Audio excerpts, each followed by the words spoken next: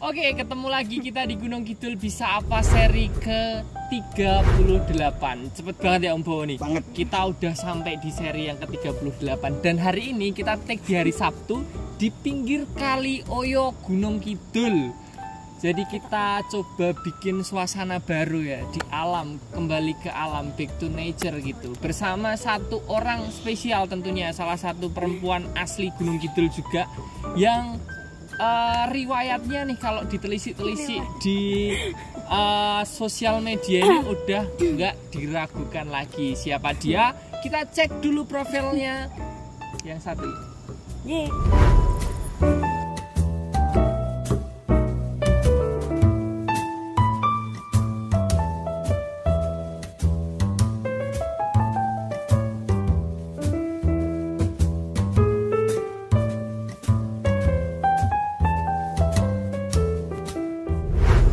Nah itu tadi dia Mbak Sultan Nisa. Selamat malam Mbak Sultan. Nama lengkapnya siapa Mbak? Sultanas Nisa. Sultanas Nisa. Tapi ada nama bukan nama panggung sih. Disebutnya nama apa ya? Mungkin lebih dikenal sama teman-teman Raden Ayu Sultanas Nisa. Oke, Raden Ayu Sultanas Nisa. Kita sering menyapanya dengan Mbak Sultan. Ini tuh udah Raden ya kan Om. Sultan lagi takut ya. Sebenarnya namanya tuh berat gitu. Nangkaludan. Ya berat ya sebenarnya. Dan sore malam hari ini kita akan ngobrol-ngobrol bareng Mbak Sultan nih, ngobrol-ngobrol santai tentang perjalanan karirnya Mbak Sultan di media sosial. Karena Mbak Sultan ini selain sebagai public figure di Instagram lah, selebgram gitu. Mbak Sultan ini juga sering muncul di beberapa YouTube ya. Salah satunya kemarin yang sempat bikin gempar masyarakat Gunung Kidul itu ketika kemarin kolaborasi sama salah satu akun YouTube untuk mengulas cerita jembatan apa namanya? Oh, jembatan Kali Pentung ya? Nah, jembatan Kali Pentung itu videonya sempat viral di kalangan masyarakat Gunung Kidul karena memang itu fenomena yang ada di situ cukup menarik untuk ditangkap. Nah, sebelum kita lanjut lebih banyak nih Mbak Sultan kenalan dulu dong sama teman-teman. Mbak Sultan nih aslinya mana? Oke, siap. Terus perjalanannya seperti apa gitu. Oke, sebelumnya teman-teman selamat sore menjelang malam. Terima kasih kepada tim Gunung Kidul Bisa Apa yang udah memberikan kesempatan kepada saya buat ngobrol-ngobrol bareng di sini gitu ya. Terus sebenarnya tuh kemarin sempat kaget waktu Mas Daniel kemarin bilang influencer asal Gunung Kidul. Sebenarnya kayak aduh ya Allah, ini kayaknya nggak kayak gitu, nggak pernah merasa seperti itu sebenarnya, tapi ya udahlah. Tapi banyak orang yang kenal. Enggak juga sih gitu. Hasya. Nah sebenarnya nama saya tuh Sultanas Nisa. Saya orang asli Gunung Kidul, Tulen, orang Lipar, kelahiran tahun 97. Jadi umur saya sekarang 22 tahun menjelang 23 tahun. Sama ya Mas. Iya. Nanti kita seumuran kan ya? Iya. Kita sebaya.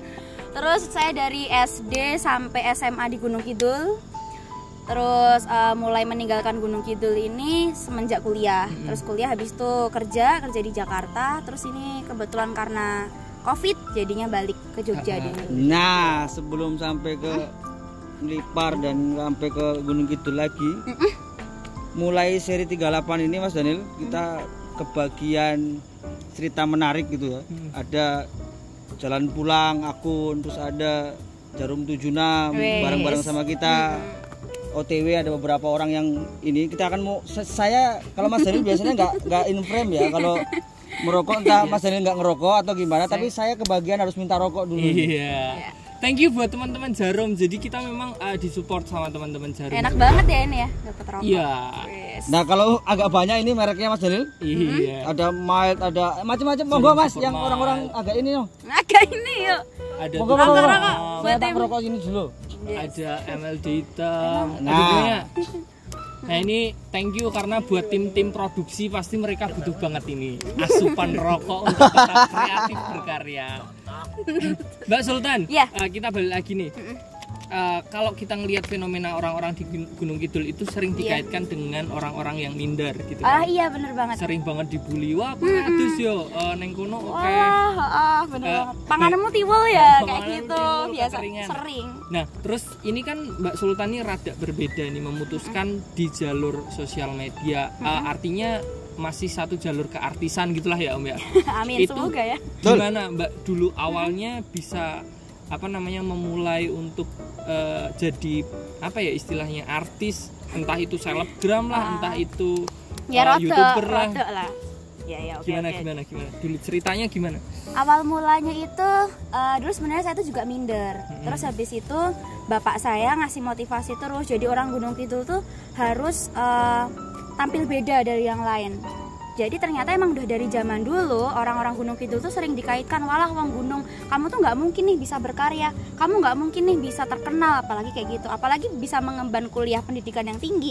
Itu orang Gunung Kidul tuh selalu di nomor terakhir kan, gitu diremehkan Nah gitu. ini Mas Daniel, paketnya pas nih Mas Daniel. Kalau Gunung Kidul bisa apa sampai seri ke-38, kemudian ngumpulin orang-orang hebatnya gitu ya. Hari ini ada ya Raden, ya Sultan, ya ini kita kumpulin dalam satu frame gitu kan, sangar ini. Tapi gini Mbak, ya kadang gitu bahwa kepedean seseorang itu ketika diletakkan di Gunung Kidul itu jadi bias. Iya, Biasnya gini, bener banget. publiknya kadang-kadang nggak bisa terima Nggak nih bisa dengan terima apa yang kita lakuin. Iya bener gitu. banget, termasuk orang-orang Gunung Kidulnya Betul. itu juga kan seperti itu. Jadi mumpung kita ketemu di Gunung Kidul bisa apa sekarang ini, bahwa kita bisa melakukan apa saja sebenarnya. Iya bener banget. Bahwa sekarang sudah nggak ada sekat lagi. Yang Jogja, yang mana? Saya yakin ada 8.000 sampai 12.000 orang tiap hari kalau sudah dibuka semua itu. Iya bener Datang banget. ke Gunung Kidul. Lah ngapain kita harus jauh-jauh mencari sesuatu sekarang? Kalau di Gunung Kidul udah punya segalanya. Punya Raden, punya Sultan, punya Nisa gitu kan. Punya Ayu gitu. Nah, sekarang Mbak Bayu gini, selain di Instagram, jenengan tuh punya karya apa lagi yang menjadikan orang Gunung Kidul tuh pride-nya tinggi sama jenengan? Dulu followers Instagram saya masih 6.000, setelah saya naik Bigo naik terus per hari tuh minimal 200 gitu. Oh iya. Bisa naik itu dari Bigo, jujur dari Bigo. Siap, ada Instagram, ada Bigo, ada sekarang rame-rame orang pakai TikTok, ada Iya. YouTube, ada segala macam. Tapi yang jelas Gitu. di segmen 2 kita banyak lagi bahwa sebenarnya kreativitas tak terbatas. Tidak cukup kemudian tidak bergerak. Dan hari ini kita ketemu di Kali Oyo dan Raden Sultan akan kembali lagi di sini. Pow! Gitu. Emang sekarang Dipersembahkan oleh Oke, nah ini di segmen yang kedua ini kita akan bahas lebih jauh tentang dunia kepariwisataan yang ada di Gunung Kidul. Selama yang kita tahu kan Gunung Kidul ini terkenal banget nih sama pariwisatanya. Dan Mantap. juga hari-hari ini juga memang lagi kenceng banget digalakan tentang new normal. Rencananya besok tanggal 22 itu sudah akan percobaan untuk pembukaan beberapa objek wisata yang ada di Gunung Kidul, terutama pantai. Ya. Karena pantai ini memang sasarannya orang-orang untuk berwisata ke Gunung Kidul. Nah, ngomongin soal new normal, ngomongin soal pariwisata, Mbak Sultan ini dulu pernah diliput oleh salah satu koran gitu, media koran, dijuluki sebagai pemburu pantai. Nah ini Mbak Sultan ini ketertarikannya dengan pantai, dengan pariwisata yang ada di Gunung Kidul, dengan potensi-potensi alam yang ada di Gunung Kidul. Dan kebetulan kita juga berada di pinggir Kali Oyo, salah satu kali terkenal lah di Gunung Kidul, mungkin satu-satunya kali terbesar gitu ya, Kali Oyo. Yang nggak tahu Kali Kidul. Oyo. Benar. Nah Mbak Sultan bisa dong ceritain tentang bagaimana sih pandangan Mbak Sultan ini untuk mengembalikan hype-nya pantai Gunung Kidul kayak dulu lagi di era new normal kayak gini. Ya, sekalian Mas. Kita sebelum jawab kita Apa ini? ngopi dulu. Aduh, kita dapat support lagi, coba. Kita dapat support kopi dari Tora Chicken. Iya. Tora Chicken tapi dodolan kopi. Chicken tapi bisa kopi gitu. Ayo, ya? Mbak Sultan. Oke, boleh. Gulanya di situ. Oh, siap. Kita Tapi suka kopi pahit enak aja sih, nah. Oke. Oke. Kopi bukan ayam. Bukan kok, kopi. Kopi crispy mungkin. Lanjut Mbak Sultan, Oke. gimana tadi? Ngomongin tentang pariwisata ya, Gunung Kidul tuh amazing. Nggak cuman pantai, di sini kars yang jelas ya. Gunung Kidul tuh bener-bener kars loh, beda sama daerah lainnya. Kayak ini kelihatan banget kan karsnya. Betul. Habis itu dari Kali Oyo, ini juga bisa dipakai buat wisata, mungkin kayak perahu-perahu yang dulu mungkin pernah marak juga kan. Betul. Terus sekarang nggak ada lagi. Terus habis itu guanya di Gunung Kidul tuh keren-keren banget. Surganya gua juga untuk wisata di Gunung Kidul. Dan terakhir ada pantai. Siapa sih yang nggak tahu pantainya Gunung Kidul? Pasirnya putih, ombaknya bagus, batu karangnya juga bagus, emang bener-bener surganya pantai untuk di Gunung Kidul. Nah, dulu kenapa sih bisa dijulukin dengan pemburu pantai? Karena dulu tuh mungkin karena keingintahuan yang tinggi gitu dan karena gabut juga, jadinya tuh tiap ada pantai-pantai yang kayak sekiranya ada jalan kecil gitu tuh aku masukin ini pantainya bagus nih, pantai bagus dan sepi. Karena aku jujur nggak terlalu suka kayak berbagi pantai, egois sebenarnya. Berbagi pantai dengan orang lain, ya maksudnya ramai banget gitu. Karena nyari foto kan, nanti kalau misalnya banyak orang rame-rame gitu, nanti fotonya jadi kayak kurang. Jadinya makanya berinisiatif nyari pantai baru gitu. Ya gini Mas Daniel, ini generasi yang berbeda sama generasi saya Mas Daniel. Dulu kan kita kalau ke pantai itu bawa orang sebanyak-banyaknya, berame-rame gitu. Tiap orang beda-beda gitu sih Mas. Enggak, dulu kan untuk keakraban, untuk ini. Nah kalau sekarang tuh experience, jadi tujuannya untuk foto, untuk menjadikan promosi yang sebenarnya tidak muncul begitu saja, tapi jadi nilai promosi yang tinggi. Nah harusnya kita tuh jadi orang-orang yang bisa respect ya, bisa mengerti bahwa sebenarnya anak-anak muda kalau menjelajahi pantai dengan fotonya justru akan meningkatkan pariwisata banget gitu. Karena pasti tanya kan kok fotonya bagus, itu foto di pantai mana gitu. Betul. Dan dulu tuh sering juga saya foto itu ditanyain pantai mana, sedangkan pantainya belum ada namanya gitu. Cuman sekarang udah banyak sih nama-nama pantai-pantai baru gitu.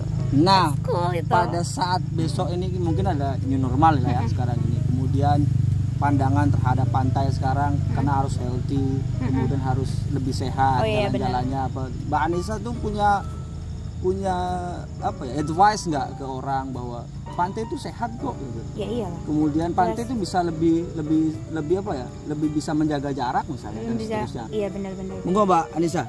Menurut aku sih nggak usah pada takut ke pantai ya, apalagi pantai yang di Gunung Kidul. Pemerintah Gunung Kidul tuh juga sangat-sangat aware tentang kesehatan, tentang corona ini juga. Kita siap menghadapi new normal ya pemerintah Gunung Kidul ini. Terutama untuk mempersiapkan mungkin toilet-toilet di pantai Gunung Kidul itu pasti juga sudah dipersiapkan dengan matang gitu ya, dengan maksimal. Dan mungkin juga sudah disiapkan juga di tempat-tempat makannya di pinggir pantai itu dengan apa namanya, wastafel cuci tangan semuanya. Dan menurut saya pemerintah Gunung Kidul sudah sangat siap dengan new normal ini. Jadi nggak usah pada takut untuk datang ke Gunung Kidul untuk berwisata. Iya. Mas Daniel ada program apa lagi? 3 hari atau 4 hari yang lalu lah pemerintah Kabupaten Gunung Kidul itu sama Bu Badingah juga itu ke pantai. Prototipenya kemarin Pantai Baron gitu. Jadi di Pantai Baron memang benar sudah ada beberapa spot yang memang untuk menyambut new normal. Jadinya memang udah disediakan banyak wastafel di sana untuk cuci tangan. Kemudian tim SAR-nya yang ada di pantai pun juga di training lebih gitu. Kalau dulu itu hanya sebatas penyelamatan korban gitu kan. Nah sekarang lebih kepada juga penyelamatan korban dan tanggap darurat ketika ada COVID di sana. Gitu ya. Kemudian juga kayak termogan itu adalah salah satu hal yang wajib lah untuk semua pengusaha di kawasan pantai. Setiap kali ada wisatawan yang masuk pasti dicek suhunya dulu. At least ketika suhunya sudah aman itu baru boleh diperbolehkan untuk memasuki kawasan pantai. Nah tanggal 22 ini nih besok tinggal kapan ya? Besok ya?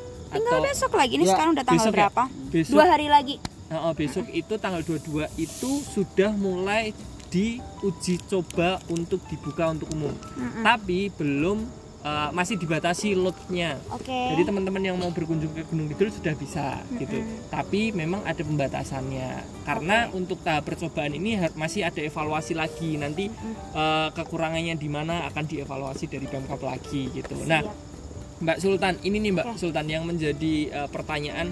Mungkin ketika COVID melanda ini salah satu sektor yang terdampak paling dulu dan akan bangkit paling akhir itu adalah sektor wisata. Wisata, gitu kan. jelas. Nah, menurut Mbak Sultan nih sebagai Mbak Sultan kan juga influencer lah istilahnya tuh sekali posting di mana gitu aja tuh udah ada berapa puluh ribu yang akan lihat postingannya Mbak Sultan gitu. Nah, ini kira-kira apa nih Mbak untuk teman-teman yang ada di Gunung Kidul gitu, untuk influencer-influencer yang ada di Gunung Kidul ataupun untuk semua teman-teman yang ada di Gunung Kidul tuh gimana nih untuk membantu supaya proses pemulihan pariwisata di Gunung Kidul itu juga cepat gitu. Kalau menurut aku sih ya udah kita juga mengunjungi tempat wisata itu gitu loh. Tapi yang mengujungnya juga alangkah lebih baiknya juga dipermudah gitu. Biasanya kan dipersulit karena biasanya gini kayak gitu. Tapi Mas Daniel, aku ada pertanyaan nih. Oh iya, saya pernah ditanyain. Iya, enggak karena gini. Tadi kan kita bahasnya pantai yang udah mulai dibuka. Itu kan mulai dibuka tanggal 22 besok. Nah, percobaan. Untuk tempat wisata lain, misal kayak Gua Pindul atau mungkin untuk Kali Suci atau gua-gua yang lain gitu, gimana? Ini kayaknya saya perlu manggil satu teman saya nih. Iya, itu gimana? Mas Taufik, informasi apa Mas Taufik? Jadi ini Mas Taufik ini dari aku yang tanya. Dinas Kominfo Gunung Kidul. Nah, kemarin Mas Taufik ini melakukan salah satu shoot Gini mas. yang in frame ya. Mana? Ini Mas mana? Kanan aja kan. Sini. Kanan, ya. Nanti ini endorse-nya Popmi juga ya. Siapa tahu mau Moga-moga iya. Siapa tahu mau iklan. Kami tunggu Popmi. Oke. Nah, ini Mas Taufik kemarin itu berapa minggu ya? 1 mingguan yang lalu ya? Minggu kemarin. Itu melakukan shoot untuk promosi. Oke. Itu percobaan new normal gitu. Uji coba salah satunya ada di Kali Suci. Nah, gimana nih Mas? Wow. Kalau dari pandangan dinas sendiri seperti apa? Waduh, kita malah ada jadi orang tanya. dinas. Sorry. Dinasnya itu. Mungkin saya menghilangkan dinasnya dulu. Jadi menceritakan apa simulasi yang terjadi ketika new normal di lokasi wisata. Jadi ada banyak kan. Sebenarnya pendukung sektor wisata kan selain ini kan transportasi juga. Terus juga ada rumah makannya. Terus selanjutnya destinasi. Nah, sementara ini yang sedang kemarin diuji coba itu kalau tidak salah itu ada rumah makan untuk sampel itu di Butiwi Tantlogo. Oke. Jadi kayak standar penggunaan termogan, terus juga jaga jarak sampai kalau apa ya, kalau misalkan Butiwi Tantlogo itu kan emang segmennya adalah rombongan. Ya. Jadi ketika turun itu sudah disiapkan beberapa garis. Ketika turun itu langsung berderet dan tidak langsung apa ya kayak masuk gitu. Geruduk-geruduk gitu ya berarti. Nah, jika dalam satu rombongan ini simulasi uji coba ya. Dalam satu rombongan itu ada yang memiliki suhu tubuh lebih dari 37,3. 3. Itu disarankan untuk take away atau dibungkus. Oke. Nah, seperti itu. Kalau misalkan dalam satu rombongan nggak ada, itu bebas masuk tapi tetap cuci tangan dulu, terus physical distancing juga. Di tempat apa makannya itu sudah disiapkan tanda-tanda silang, terus juga dari pramusaji itu sudah menggunakan face shield, terus juga sarung tangan dari proses masak, penyajian sampai dengan sebelum digunakan itu dibersihkan dulu menggunakan disinfektan. Jadi kalau misalkan ada yang nonton ini terus pengen berwisata ke Gunung Kidul ataupun makan ya, itu disarankan booking dulu. Jadi kan ketika booking bisa disiapkan semuanya. Jam berapa dibersihkan dulu. Jadi enggak jadi tubruk-tubruk kan bahaya, bisa ditolak juga. Nah, kalau untuk ini Mas yang objek wisata kemarin kan sempat ke Kali Suci juga. Kali Suci. Nah, itu gimana tuh? Kalau tahap uji coba pertama kemarin menemui kendala atau apa mungkin lah waktu ini? Kalau kendala nggak ada sih, tapi sebenarnya cuman bagaimana seorang wisatawan itu benar-benar bisa aware dengan kondisi. Karena di sana wisatawan itu menggunakan face shield juga. Sampai dengan wisatawannya. Jadi disediakan fasilitas face shield dari Kali Suci. Terus itu juga ada simulasinya. Ketika ada yang suhu tubuhnya 37,3 lebih itu disiapkan sebuah apa ya kayak limasan ditaruh situ, ditunggu 15 menit sampai dengan 15 menit kalau nggak salah, baru ditermo lagi. Kalau masih tetap 37,3 mohon maaf pulang. Tetap nggak bisa ya berarti ya. Oke. Nah, kan aman kan berarti ya. Ini sekalian Mas Taufik sama Mbak Nisa nih gitu. Jadi kita ini kan kebanyakan mendapatkan informasi yang setengah-setengah dan sepenggal-sepenggal gitu. Mumpung kita ada in frame, kemudian ada kisah-kisah yang bisa kita ceritakan bahwa sebenarnya apapun dunia ini mau jadi apa, kitanya sebenarnya yang harus antisipasi, bukan memasrahkan kepada orang, kemudian tahu-tahu menyalahkan orang. Kita gitu. Bagian generasi yang kemudian muncul ke permukaan sebagai generasi yang bisa menginspirasi orang lain, menceritakan kebaikan, menceritakan kebenaran, anti hoak dan segala macamnya. Misalnya begitu ya. Nah sekarang gini Mas, kalau gelombangnya ini kan jadi akan ada pukulan gelombang lainnya. Bahwa ketika yang dibuka, yang lain nggak dibuka akan jadi masalah. Misalnya begitu ya. Pantai yang sebelah sini boleh dibuka sebelah sini jadi masalah gitu kan. Nah mungkin ada informasi nggak sih sebenarnya untuk yang dibuka dulu yang mana, atau kemudian pembatasan semua atau apa, itu mendingan ini jadi bagian yang bisa kita ceritakan sore kali ini. Mumpung mungkin followernya Mbak Anissa jadi banyak nih yang ngasih tahu sama kita gitu guys.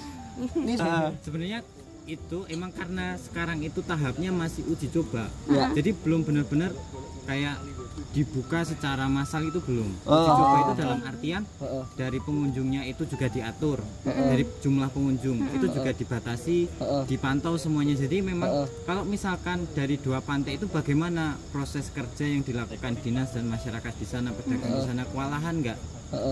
Kan bisa dibayangkan ketika dibuka itu ternyata pas simulasi uji coba, uji coba itu udah meledak, besok kalau buka semua belum tentu sanggup. Benar juga sih. Karena kan harus ada data juga. Itu juga ada, kemarin itu ada keinginan misalkan pemantauan CCTV. Jadi bisa mendata berapa ribu, berapa apa, dan disesuaikan kapasitas. Single gate-nya. Nah itu Mas Nil, dari dulu kita selalu gagap dengan satu, basic data. Selalu batal kita orang Indonesia data gitu. Kemudian yang kedua traffic. Setelah data pasti trafficnya kita batal. Yang ketiga yang paling parah adalah antisipasi. Nah mumpung ada orang-orang hebat di sini nih gitu kan. Menurut Mas Topik, menurut Mbak Nisa, menurut Mas Daniel sekalian saya harus tanya tiga-tiganya ini. Waduh. Biar seru ini. Ini saya kok jadi ditanya ya? Sebelum tadi segmen 3. Bahasa sederhananya gini nih. Kita ini sebenarnya kalau misalnya ini dibuka atau kemudian Gunung Kidul kembali ke semula lagi, gitu kan. Kita hari ini sebenarnya sudah memulai kisahnya dengan Kali Oyo dan seterusnya agar jadi alternatif liburan orang lain. Tapi minimal konsekuensinya adalah bahwa ketika kemarin sampai orang melockdown diri, kemudian sekarang dibuka, terus kemudian pasti ada cerita nih yang mencela siapa dan seterusnya. Ini anak muda sebenarnya bisa apa sih di Gunung Kidul ini untuk bisa memastikan bahwa kita ini orang-orang baik yang bisa menceritakan kebaikan begitu. Iya Mbak Anissa. Saya saat kemarin awal-awal COVID ini menyerang, saya sempat bikin video IGTV juga yang intinya aware terhadap COVID, dan saya memperingatkan diri kepada teman-teman untuk tolong dong di rumah aja gitu, jujur. Dan itu mendapatkan pro dan kontra juga, lumayan banyak viewersnya. Terus habis itu ya itu tetap dapat pro kontra karena mereka bilang ada harus kerja, harus ini, harus itu gitu. Tapi kok ternyata sekarang saya udah mulai new normal gini kan.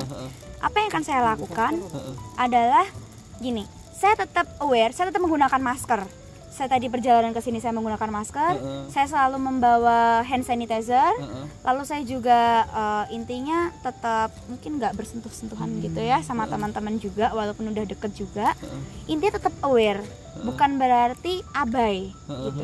Kita sebagai anak muda, saya juga memperingatkan juga ke teman-teman untuk tetap pakai masker lah, karena kan sekarang ini banyak yang nggak pakai masker gitu loh, udah menganggap sepele. Jadi menurut saya masker tuh tetap penting banget gitu. Jadi kalau ada yang tanya kok kamu dulu ngomong gini sekarang kok beda gitu, saya tetap aware dan saya mempersiapkan untuk new normal. Siap.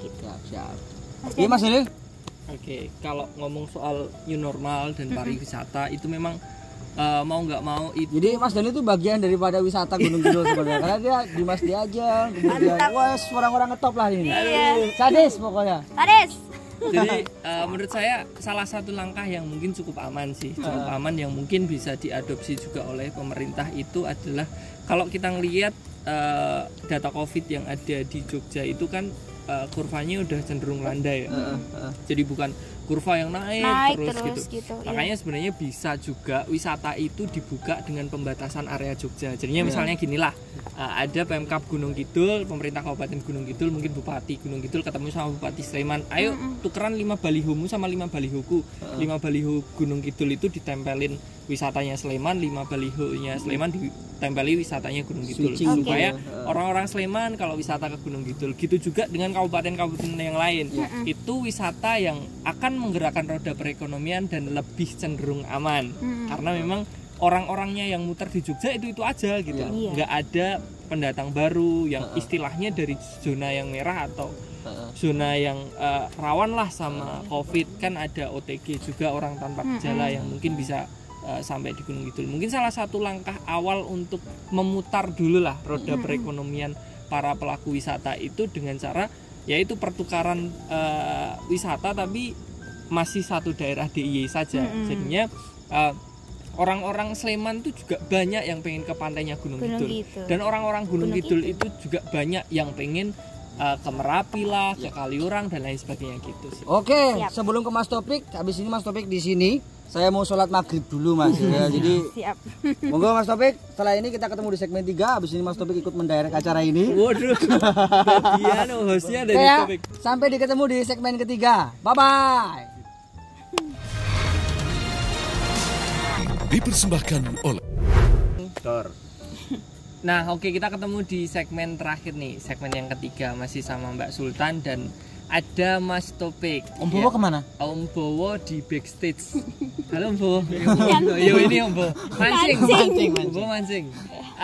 Segmen ketiga ini kita akan ngomongin tentang sebuah motivasi lah untuk anak-anak mudanya Gunung Kidul. Kebetulan Mas Topik ini juga salah satu Dimas Gunung Kidul tahun 2017. Keren nih, track recordnya di pariwisata sudah nggak bisa diragukan lagi. Mas Topik ini Dimas berarti. Enggak, saya bukan Dimas. Ex Dimas. Terus Mas Topik ini juga bergerak banyak di bidang kreatif, fotografer, videografer juga. Salah satu lulusan dari Akindo Yogyakarta dan sekarang punya salah satu lini usaha di Gunung Kidul namanya Newtes Creative Studio. Nah, oke. Saya mau tanya ke Mbak Sultan dulu nih, Mbak Sultan. Kalau kita ngomongin tentang sukses itu kan lebar ya. Setiap orang punya ininya masing-masing lah, punya standarnya masing-masing untuk sukses gitu. Orang banyak melihat ketika postingan kita bagus-bagus di tempat-tempat yang tongkrongannya bagus-bagus, itu banyak orang yang melihat, wah hidupmu asik ya, hidupmu enak ya, tapi jarang banget melihat behind the scene-nya itu. Nah, kalau orang lihat Instagramnya Mbak Sultan tuh kan adanya cuma wah pena uripe Sultan enak sama enak tok gitu kan. Sultan. Oh iya, Sultan mah bebas ya. Gitu. Nah, Mbak Sultan, ini mungkin bisa diceritain lah Mbak Sultan gimana sih proses berjuangnya Mbak Sultan ini menjadi Sultan yang sekarang ini sampai mungkin nanti juga bisa kasih motivasi lah ke teman-teman di Gunung Kidul.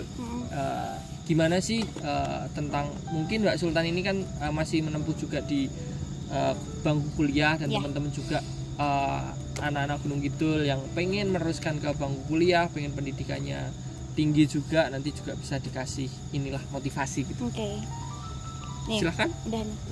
Oke, awal mulanya itu ya dulu sih ngemban punya Instagram tuh sebenarnya baru kok. Mungkin terbilang cukup lambat daripada teman-teman yang lain karena dulu HP ku belum yang bagus. Dulu cuman HP abal-abal Samsung Cem doang gitu. Belum bisa pakai Instagram. Jadi punya Instagram baru dari tahun 2014. Terus habis itu punya followers itu dulu yaitu dari main-main ke pantai awal mula. Jadi dulu konten Instagram aku main. Sebenarnya sampai sekarang pun sebenarnya konten Instagramku tuh masih main ke alam, banyak wisata gitu ya. Tempat, tapi lebih ke alhamdulillah sudah bisa keluar gitu loh. Kalau dulu lebih ke fokus ke Gunung Kidul gitu. Mungkin kalau lagi ada tempat yang hits di Gunung Kidul aku datengin, tapi yang alam, khusus untuk alam gitu. Kayak Seriten, pantai gitu kalau dulu. Awal mulanya gitu, terus habis itu semakin kesini alhamdulillah bisa keluar. Nah, tapi aku nge-branding diriku sendiri dengan branding yang seksi, berat kayak gitu. Mungkin kalau bagi orang lain apaan sih ini seksi kok gini. Tapi menurut aku seksi yang aku maksud di sini bukan seksi yang bener-bener literally nggak pakai baju, bener-bener semua foto di kamar atau gini. Aku nggak kayak gitu. Cuman bisa dilihat di foto-foto Instagram aku tuh ya mungkin kalau misal aku lagi di pantai, aku lagi di kolam renang atau lagi di tempat wisata gitu, aku membranding diriku dengan keseksian itu tersebut. Dan aku nggak malu gitu, walaupun ya itu udah resiko kalau misalnya dihujat. Tapi menurut aku seksi itu sebuah seni. Kenapa aku bisa ngomong seni? Karena itu indah, gitu aja sih. Ya udah sih pede aja dengan badan yang diberi oleh Tuhan, pede aja dengan kemampuan yang dikasih oleh Tuhan dan nggak usah disesali aja gitu. Dan empan-papan juga. Jadi memang ada beberapa mungkin salah satunya kenapa masih banyak yang menganggap tabu itu karena budaya, Mungkin karena benar. budaya kita lah, budaya Indonesia yang banyak pakaian tertutup dan lain Pakaian sebagainya. tertutup. Padahal sebenarnya Tapi zaman dulu gimana Mas? Iya, Nah, itu kan kan memang lebih kayak membenar kemben dan gini, lain pakaian sebagainya. Jawa-Jawa semuanya seperti itu. betul. Nah, tapi mungkin sekarang memang rada banyak yang Iya sih. sudut pandangnya Sudut lebih. pandang. Yang terbuka open minded lah, lebih kayak gitu. Kalaupun Mbak Sultan pakai bikini tapi itu di pantai, Di kan pantai memang menurut itu aku sih tempatnya oke ya. gitu. Iya. Selama aku nggak pakai bikininya di niki-niki gitu Nah, ya, itu kan aku bisa ngapain? aku bisa menempatkan diri gitu loh. Betul, Nah, betul. walaupun itu banyak pro dan kontra, saya yakin itu sih, tapi ya itu udah risiko kan, emang udah Iya. risiko menjadi Nah seperti ini kita itu. juga di pinggir kali tapi Mbak Sultan nggak pakai bikini karena nggak renang ya Mbak. Iya. ya. Jadi tetap empan papan gitu. Kayak gitu juga sih. Kalau kayak. mungkin seksi yang dimaksud Sultan itu kayak lebih kayak seksi glamour gitu loh. Benar, Seksi yang glamour sih bukan semata-mata bukan seksi yang apa ya? dalam tanda kutip itu menjual, tapi lebih kayak ya ini seksi orang bagaimana menunjukkan seksi yang tidak menjadi Seksinya seorang wanita gitu loh. Wanita yang anggun, wanita yang cerdas Yes. gitu. Jadi wanita yang bisa membawa namanya gitu. Menurut aku kan biasanya seksi itu dianggap negatif gitu loh Mas. Padahal menurut aku nggak kayak gitu, bener. Menurut aku seksi itu menurutku suatu karya seni. Oke, nah Menarik, kalau ya. ini nih untuk teman-teman yang ada di Gunung Kidul nih Mbak, ada banyak teman-teman yang sebenarnya pengen melanjutkan pendidikan ke yang lebih tinggi, Gitu. ke perguruan tinggi, tapi masih banyak teman-teman yang mungkin ngerasa minder lah, ngerasa ini itu gitu. Nah gimana nih Mbak sebagai orang Gunung Kidul asli yang juga berkarya gitu di pendidikannya? Saya kemarin juga dengar bahwa Mbak Sultan ini juga salah satu mahasiswa berprestasi juga dengan IPK berapa sekarang? Sekarang sih pengen udah turun dia karena sekarang udah kayak gitu kan, udah skripsi sekarang. Terakhir IPK-nya pernah sih mencapai 3,8. 3,8. Dan dulu bisa keterima di Universitas Negeri dengan SNMPTN. Tuh SNMPTN juga itu jalur undangan ya Undangan. SNMPTN. Ya, Gitu. Nah, itu motivasinya Mbak Sultan. motivasi. Jadi gini, please, orang Gunung Kidul tuh nggak ada yang memalukan. Orang Gunung Kidul luar biasa. Banyak orang-orang hebat terlahir dari Gunung Kidul. Nggak percaya? Ada siapa? Mantos. Iya. Gitu. Mas Farid Stevi. Mas Betul. Farid Stevi itu benar-benar pekerja seni gitu. Festivalis. Siapa sih yang nggak kenal sama Mas Farid Stevi? Ada Mbak Lia Magdalena. Benar, Gitu. Mbak Lia Ada yang lain-lainnya Seri lagi. kemarin, Mbak Iya, Lia seri kemarin ya. Itu tuh benar-benar orang Gunung Kidul tuh Ada hebat. Mas Faris juga itu. Iya, Mas Faris iya bener. Terus ada banyak, ada Mas Daniel juga, Aduh, ada saya Mas apa Cahyo ini? juga. Bener-bener semua orang Gunung Kidul itu luar biasa. Jadi Mantap. jangan pernah malu untuk mengakui untuk orang Gunung Kidul gitu loh Mas. Iya. Karena Tuh banyak teman-teman. banget yang malu. Memang potensi yang kita miliki itu beda-beda satu Iya. orang dengan yang lain. Kalau kita ngejudge potensi kita itu membandingkannya dengan Nah, potensi itu orang benar. lain, kita jadi kelihatan bodoh. Iya benar. Kayak mengukur kecerdasannya ikan dari caranya, Cara burung mungkin. cara terbangnya, maka ikan itu Ikan nggak akan bisa terbang terlihat gitu. bodoh. Nah sekarang nih Mas Topik, iya. Sip. Mas Topik nih teman-teman, ini salah satu mungkin motivasi keren nih. Mas Topik ini wong desa, tenanan wong desa banget. Nah, podo. Ini sama-sama wong Lipar sih nih. Iya. asal alma mater. Oh satu. SMP siji. Oh iya. Wah, sampai jing lipar. Iya. Nah itu. Sumpah. Aku baru tahu, sumpah. Tenang. Oh ya Allah. Ini Karena tuh kita sama-sama orang lipar. berdua ini berarti podo-podo wong desa. Mas Topik tuh main yang gunung. Saya pertama kali datang ke rumahnya Mas Topik, datang malam-malam tuh tersesat, coba nggak ada Kayak lagunya rumah. Haji lah. Ini Ninja Hattori ya. Iya, ini Jatori Nggak ada rumah ini. Nah tapi Mas Topik ini juga Keruk. kalau di desanya itu mungkin salah satu orang yang bisa masuk sampai ke perguruan tinggi Ya. dengan literally disertai bisa. perjuangan. Nah ini Dimas Diajeng. cerita yang perlu diceritakan Mas Topik adalah perjuangannya Mas Topik dulu dari SMA sampai gimana sih Mas perjuangannya untuk sampai ke bangku kuliah itu. Sebenarnya kalau perjuangannya itu mungkin agak rumit Ini nanti ya. editor backsoundnya yang melo-melo Melo-melo gitu ya. gitu. Ten, gitu ya. Jadi kalau misal yang dikatakan itu perjuangan mungkin agak lama dan itu. Tapi sebenarnya dari semua itu sebelum aku kuliah itu dari kelas 5 kalau enggak 6 itu aku sudah membuat sebuah gambaran Mm-mm. di sebuah papan gitu aku gambar aku kuliah. Bener. Oke, Jadi- sebuah cita-cita. Jadi kalau misalkan yang nonton sekarang itu umurnya 14, 15, 16, 17 itu masih bisa dari sekarang apa yang kamu inginkan di depan 10 tahun mendatang. Nah, mulailah dari sekarang ya. Kalau prosesnya itu ya karena dulu habis dari SMP 1 negeri ya. Negeri, tos dulu. Saya juga SMP 1 Mas, tapi cabang pondok. Negeri. Nah, dengan nilai yang cukup lah untuk melanjutkan ke SMK yang ada di Wonosari.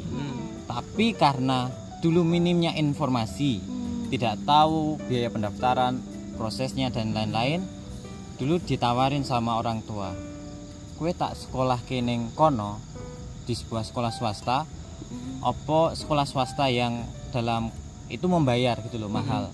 Terus ada yang sekolahnya gratis. Oke. Saya memilih yang gratis. Betul. Karena dalam ada waktu itu mikirnya ya wis penting sekolah lah.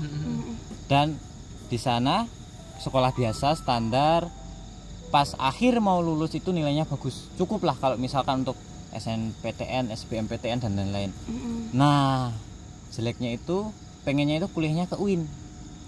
Negeri paling murah 600.000 dulu. Per semester loh bos. 2013 lah ya. Yes. Nah tapi karena dulu itu semangatnya itu masih naik turun, jadi mungkin kalau yang sekarang yang sedang mengalami semangatnya naik turun nggak apa-apa, jalani dulu yang ada, tapi tetap ingat tujuan di awal tadi. Itu oke lah, karena jalur mandiri nggak bisa, SBMPTN sudah daftar tapi nggak tak ajuin, gagal semua. Kerja dulu itu belum ada gadget kayak sekarang, belum ada aplikasi Android dan lain-lain, adanya itu cuman warnet. Handphone paling canggih itu bisa dikatakan Nexitut gitu loh, sama apa itu Cross. Itu paling canggih pada waktu itu. Nah makanya memutuskan ke warnet, cari di OLX. Toko bagus. Dulu masih toko bagus, jarang juga ya. Toko bagus ada info lowongan dulu. Di sana ambil, acak aja, yang penting bisa apply. Bisa apply via email. Dulu walaupun saya sekolah SMA nggak diajarin komputer, tapi saya bisa. Saya apply email sampai Jogja. Nah itulah baru rasa ingin kuliah itu muncul karena melihat lingkungan. Jadi dulu itu saya apply-nya itu asal sampai sana baru tahu kalau kerjanya cleaning service. Bagaimana? Jadi bersihin toilet Mas Topik dulu buat kuliah saking ya. Nggak taunya. Saking nggak taunya. Yang penting kerja di sana cleaning service. Nah, yang di sana itu kebetulan yang punya itu seorang MC, penyiar radio Iradio Jogja dulu. Terus diketemukan dengan pekerjaannya dulu itu apa ya? Delivery, panggilan. Jadi bersihnya itu panggil-panggil, pindah sana, pindah kos. Nah, pernah dapat sebuah WO dulu. Sebuah WO ditawarin, "Mas, kalau kamu pengen kerja di sini, kamu kuliah dulu di Akindo, Amikom, Akakom." Oke lah, terpancing lah saya. Ya wis lah, aku kudu kuliah ben iso pindah ning ndi. Karena dulu pengen mencari yang lebih gitu loh dari sebuah pekerjaan. Kuliah lah saya, cari informasi dan lain-lain setahun. Tapi sebelumnya itu ada beberapa hal yang mendorong saya secara tidak langsung karena lingkungan. Jadi teman-teman saya itu banyak yang MC, ada Mas Ibeng, ada Mas Gundisos, terus juga ada dulu itu beberapa penyiar. Nah makanya saya tertariknya adalah di dunia komunikasi yang paling enggak saya cuma modal omong. PR ya. PR. Nah makanya saya. Oh iya, kamu PR juga. Ini PR sama. Sama juga ya. Ini PR spot kita janjian nih. Aku nggak ngerti kalau dia kuliahnya di PR. Nah ini PR. Mungkin kalau bisa dikatakan alhamdulillahnya itu ketika saya daftar kuliah itu langsung ditawarin bidik misi entah kenapa. Ditawarin bidik misi. Saya ajukan apply dari nilai rapor dan lain-lain, lolos semuanya kuliah. Nah di sanalah mulai muncul bahwa saya memahami bahwa kuliah itu kalau misalkan yang sekarang pengen kuliah itu hanya karena gengsi, hanya karena tuntutan orang tua, hanya karena ingin menjadi pekerjaan pekerja yang kantoran gitu, itu semua salah. Karena ketika saya yang dari seorang pekerja yang sudah bekerja ketika kuliah, aku nggak bakal mikir kuliah itu cari uang lah, sekarang udah dapat uang. Berarti pas kuliah itu adalah fungsi yang untuk mencari pengalaman, teman, relasi. Betul. Untuk memperkaya diri dengan relasi, ilmu, pengalaman. Nah disitulah mulai dapat teman lebih banyak lagi, dunia yang lebih banyak lagi. Walaupun basic saya PR, saya mulai masuk ke ke dunia broadcasting TV. Makanya kenapa buka foto studio bukan karena dulu saya kuliahnya seorang fotografer, videografer, bukan. Tapi karena dari sebuah niat menjerumus ke dalam dunia broadcasting TV, penyiaran kayak gitu, tahu teknis semuanya di sana. Nah, ilmu PR-nya itu sebagai ilmu hidup. Kalau mungkin Mbak Sultan memahami ilmu PR itu lebih kayak bagaimana kita bernegosiasi menjadi teman yang baik, terus menjaga relasi dan lain-lain, itu di dalam PR sangat kuat. Nah, itu sebagai ilmu dalam kehidupan. Nah, ilmu yang untuk mencari uang, ilmu ininya fotografi kayak gitulah. Oke, nah ini tadi nih teman-teman, kita sudah dengar nih dari Mbak Sultan dan dari Mas Topik perjuangannya. Saya jadi teringat nih salah satu ceritanya Om Bowo. Ini mungkin mirip-mirip. Jadi kalau banyak orang tuh kuliah untuk dapat kerja, kalau Mas Topik, Om Bowo, saya juga termasuk itu, adalah orang-orang yang bekerja untuk kuliah. Jadi kita tuh bekerja, Mas Topik tuh direwangi ngosek WC, masuk WC beneran ya? Biar bisa kuliah gitu, bayar kuliah gitu. Kemudian Mas Topik dulu pernah jaga warnet juga. Jaga warnet, jual gado-gado. Jual gado-gado juga. Ada banyak perjuangan teman-teman. Jadi kalau teman-teman menyerah terlalu dini untuk memutuskan tidak sekolah, tidak melanjutkan sekolah di perguruan tinggi, maka itu keputusan yang mungkin sedikit keliru. Nah, sampai jumpa di Gunung Kidul Bisa Apa yang ke-39 besok. Thank you Mbak Sultan, thank you Mas Topik, thank you Ngelipar Squad. Teman-teman, bangga kalian orang Ngelipar. Teman-teman yang pengen kita besok take ada di mana, silahkan komen di bawah ini, dan jangan lupa subscribe channelnya Gunung Kidul Bisa Apa. Thank you.